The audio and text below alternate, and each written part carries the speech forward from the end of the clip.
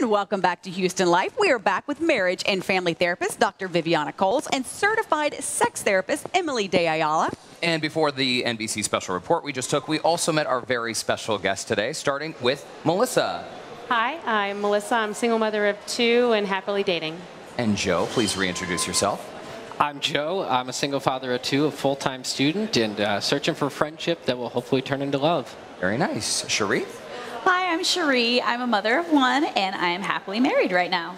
All right, Lance, up to you. I am Lance Kassler. I am in construction. I am not dating, and I'm single right now. All right, and Tanya. I am Tanya Gonzalez. I am looking to hopefully find someone in this crazy city, but I'm single for now. All right, excellent. Now, we had this discussion going a moment ago, again, before we went to that NBC News special report. Dr. Ayala, you were saying that in order to find love, no matter where you are in your life, you need to open your heart. So how do we begin doing that? I think it's really important to have a good sense of who you are. You know, in addition to knowing what kinds of interests you have, you also want to know what kinds of values you have and make sure you're clear about those. You want to know what kind of respect you expect to, be treated with in a relationship and feel strong enough to walk away when something maybe isn't working.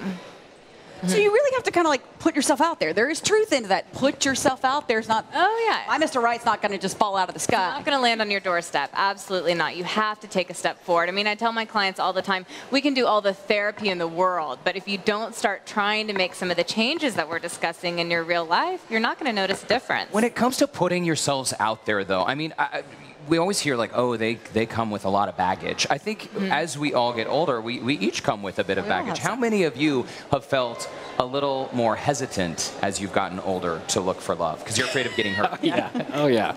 Yeah. So most of us have. I mean, Dr. Coles, what's one of the ways that we can prevent being hurt over and over again? I think making sure that you do a postmortem. If you have a bad date, maybe try to figure out why that was such a bad date. Figure out what you would have done differently before you go out into another new experience. And know that every opportunity, you get a chance to do something differently and better. Yeah. Are there red flags though that you should look for in that first or second date? Absolutely. I think if you're going to be with someone, and it's one thing for the nerves.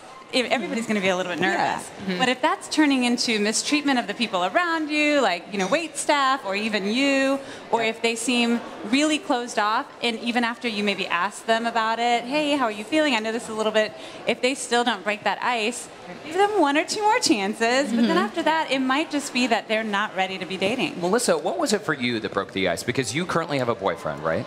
Yes, I am extremely clumsy, and the way that he handled that was on point. It was nice to see how he didn't react angrily. I tripped and fell and actually spilled something on him, and he didn't blow up. So it's like, hey, let's get you up, let's get you cleaned up. It was his attitude that was really nice. Cherie, you're married. What was it about your husband that you just fell for? Yeah, I understand he hit you in the face. Is this a real? Yeah, he did. Okay, so when I met him, I was with a singles club called Events and Adventures, and we went to a volleyball get-together, and we were playing volleyball with one another, and I was in the front row, he was in the front row, he spiked the ball over the net and hit me square in the face. But it literally got smacked with love. I really did. I did. And it was his reaction to it. Like, some guys are like, oh, well, if you can't handle being in the front line, get in the back. And he was just totally apologetic. He's like, oh my gosh, I am so sorry. Are you okay? Did you break your nose or anything? So it was the reaction and recovery from it. Lance, have you ever considered that method of meeting a girl? Maybe? Yes. How'd it go? That's why I'm single. Good answer. I mean, I know you're involved with a singles group, which we're going to talk more about in the next segment. But what methods have you found have been successful for you, or not? I haven't. But I usually just try to be myself, and I don't, like you're saying, to go over and make changes on what you could do better. But if you change yourself too much, you're not going to realize who you are anymore. Right. So, I just try to be myself, and if it works out, it works out, and if it doesn't, then find the next one.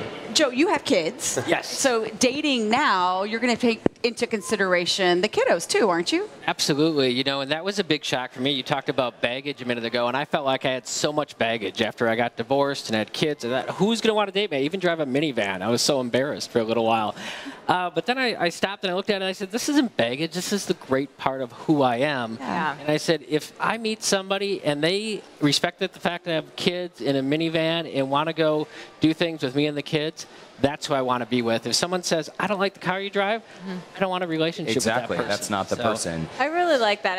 I don't like the word baggage too much because it has such a negative connotation. You know, you're out there and single and dating maybe because other relationships haven't worked. And it's about bringing that history and everything you've learned and everything that has shaped you into your relationships. Yeah, it's not baggage, it's experience, right? Exactly. You moved to Houston 3 years ago, and I mean, the challenges of living in a big city, we said earlier, it's great to live in a big city with so many fish in the sea, but what's been your biggest obstacle, you think, in finally? I think my biggest obstacle is my work.